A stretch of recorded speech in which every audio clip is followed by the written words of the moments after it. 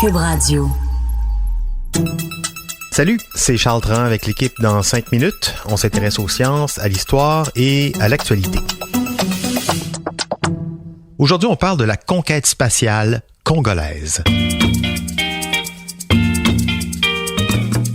Dans les années 70, la République du Zaïre, aujourd'hui connue sous le nom de République démocratique du Congo, est dirigée de main de fer par le sanguinaire maréchal Mobutu Sese Seko, président dictateur qui régnera sur le pays pendant plus de 31 ans, s'en mettant plein les poches.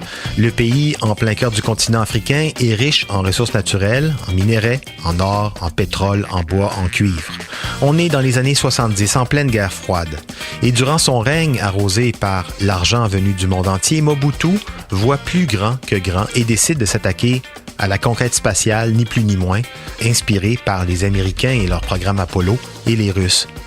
C'est alors qu'il signe un contrat avec un ingénieur allemand, Lutz Kaiser, pour la réalisation de ses ambitions spatiales. Et c'est l'histoire incroyable de cet ingénieur et de ses aventures spatiales que je vous raconte aujourd'hui.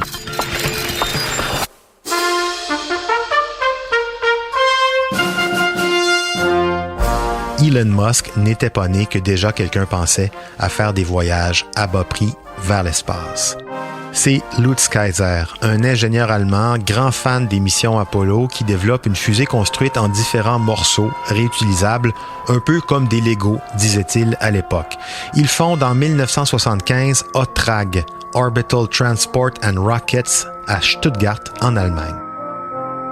En Europe, comme aux États-Unis, s'il est appuyé par certains scientifiques de renom qui travaillent sur les programmes spatiaux de la NASA ou de certaines agences européennes, on trouve cet Allemand un petit peu gênant. On souhaite le tenir loin de la NASA, mais en même temps, on ne souhaite pas le voir vendre ses technologies aux Russes.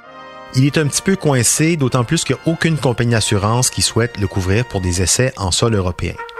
Et là, c'est à ce moment qu'un proche des Américains intervient. Moi, voyez-vous, je suis zaïrois, africain, bantou.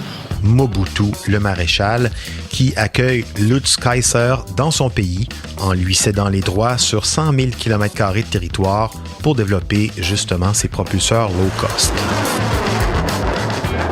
On construit une rampe de lancement en bois. Les ingénieurs allemands sur place se filment en train de chasser l'antilope en hélicoptère ou en train de fumer des joints avec des singes apprivoisés. On est en pleine conquête spatiale, version Tintin au Congo sur l'acide. En 1977, premier test réussi pour la fusée. Et là, ça marque le début de la fin pour l'aventure de Lutz Kaiser dans la savane africaine. Les Soviétiques observent ça d'en haut avec leurs satellites. La presse occidentale regarde Mobutu avec un certain scepticisme. On est en pleine guerre froide, rappelez-vous. Un gars comme lui qui apprend à lancer des fusées, ça peut aussi vouloir dire qu'il veut apprendre à lancer des missiles. En plus, il est très riche. Et par-dessus tout, Lutz Kaiser, c'est un Allemand, sa femme aussi. Et cerise sur le sundae, cette femme, c'est la fille d'un proche d'Hitler qui, pendant la Seconde Guerre mondiale, a travaillé sur le programme spatial des nazis. Tu sais, quand les astres sont pas alignés, c'est un peu ça qui s'est passé. Les Américains, les Soviétiques, les Français commencent à le trouver donc gênant, le Lutz Kaiser, et Mobutu fait face dans son propre pays à de plus en plus d'opposition. Le Zaïre est un pays devenu instable et plusieurs groupes rebelles armés deviennent une menace pour le régime. Qu'à cela ne tienne, 2 ans plus tard, on recommence. En 1979, Lutz Kaiser et son protecteur Mobutu assistent sur place à un tir d'essai très important. C'est l'échec. Et cet échec marquera la fin du programme spatial de Mobutu. Le dictateur zaïrois ne peut plus continuer. En plus, avec la rébellion qui menace son règne, son armée n'a pas les capacités de se défendre. Il fait appel à la France qui, pour l'aider, posera quelques conditions, dont la fin du programme spatial. Mais l'entreprise allemande est recrutée par un autre chef d'État charismatique et riche lui aussi, le colonel Kadhafi, qui accueille Lutz Kaiser et ses ingénieurs dans la fraîcheur d'un oasis en Libye, mis à leur disposition pour poursuivre leurs ambitions. Sur place, la lune de miel ne dure que quelques années. Lutz Kayser quitte l'entreprise qui ferme ses portes peu de temps après, mais avec sa femme, il reste en Libye, dans l'Oasis, jusqu'au début des années 2000. On dit même d'eux qu'ils auraient été les derniers amis occidentaux du colonel Kadhafi.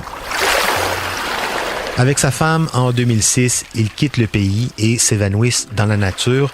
En fait, leur projet de retraite est très simple. Ils achètent une île privée dans le Pacifique Sud et jusqu'en 2016, on pouvait louer une chambre chez eux via le site Airbnb à 700 $ la nuit pour admirer leur collection de Matisse et de Picasso, mais surtout pour les écouter raconter leurs histoires de fusées, mais aussi leurs amitiés avec des dictateurs qui ont marqué l'histoire de la seconde moitié du 20e siècle. Lutz Kayser meurt en 2017. Un documentaire allemand, Fly, Rocket, Fly, doit sortir sur cette histoire dans le courant de l'année prochaine. On vous tiendra au courant. Pour en savoir plus, en 5 minutes, on est partout sur Internet.